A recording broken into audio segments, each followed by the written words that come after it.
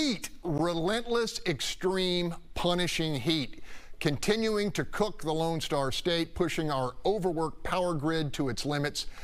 The Electric Reliability Council has asked Texans no fewer than 10 times this smoldering summer to voluntarily limit consumption of electrons in a thus far successful effort to avoid rolling blackouts. That said, I think we all know luck is finite and some serious action is demanded.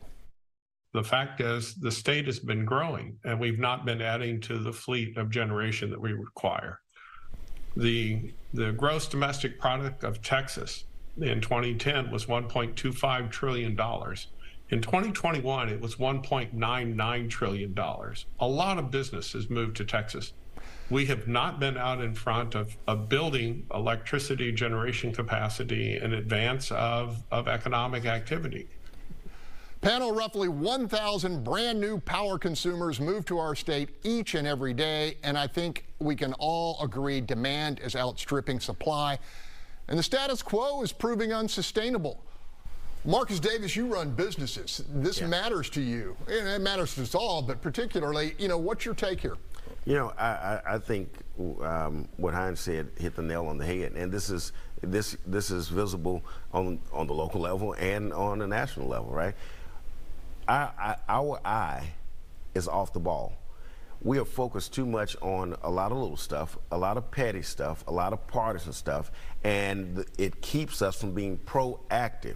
In business, if we want to be successful, we've got to think about long term. We've got to think about tomorrow. The idea that we in 2010 didn't think about 2020 with regard to the grid shows a lack of vision. The idea that in 2022, 2023, we're not thinking about the next 5 years, the next 10, 15 years is a problem. People who are being represented by our legislatures need to raise the flag, sound the alarm about let's get off of this poppycock and get to the business at hand. So, now, I got to say, no, I'll wait till overtime. So one of the things that I admire about you is your ability to kind of look in the future and plan a little bit. Have we poorly planned? Have we let energy traders trying to limit the supply so they can maximize profits kind of have too much power, no pun intended?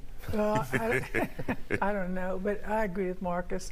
When we have elected officials worrying about somebody's gender affirming issues and not worrying about big issues that affect the total population, then people's priorities are really wrong. You would think there'd be a formula in place that says, oh, so many people are moving in, and that means we need to provide this much more energy. It seems pretty simple, doesn't it? Well, it's got to be a priority for you.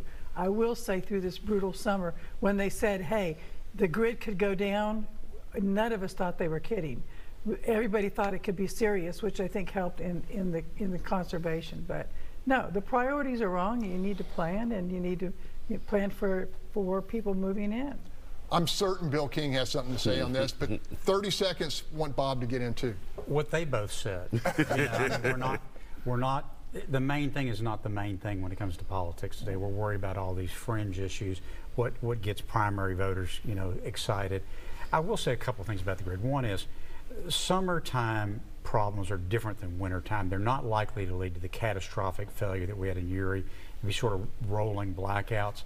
But also your 1,000 new Texans coming in, that number is clearly on the decline now, which the good news about that, it may give us a chance to catch up on some of these things in the future. Yeah, well, Bob may disagree because they're coming from the other side of the border too. And when Bob dips his shoulder, that means he's ready to talk. I've been doing this with him a long time. Go ahead, Bob. I spoke with ERCOT Communications Director Mark Miner this week on a related matter, but we did talk about this issue. And the grid has held up under these circumstances. Yes, this is different than wintertime when natural gas generators aren't as efficient as they are right now.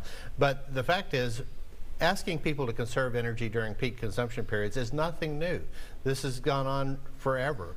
And the grid has held up. The demand never hit capacity. There were no blackouts. There were no rolling brownouts or blackouts. And so they did a good job in maintaining this. Yes, we absolutely have to plan and get more stuff built for the future. Chris? close us out here. Yeah, I rather suspect that the failure of the generation of more power is a function of what Marcus said, politics, and also the power companies are making money off the fact that we don't have enough power generation. They get to build more, and so there's probably not enough incentive for them to build more power plants. It costs a lot of money, billions of dollars to build these things. We're making money. We don't need to build more, so we need some incentive to build more, and we need politicians to focus on the issue of where we're going with this. We're bringing business in, as we should, but we have to get the politicians to look at the long-term effect of what we're doing, and we're not.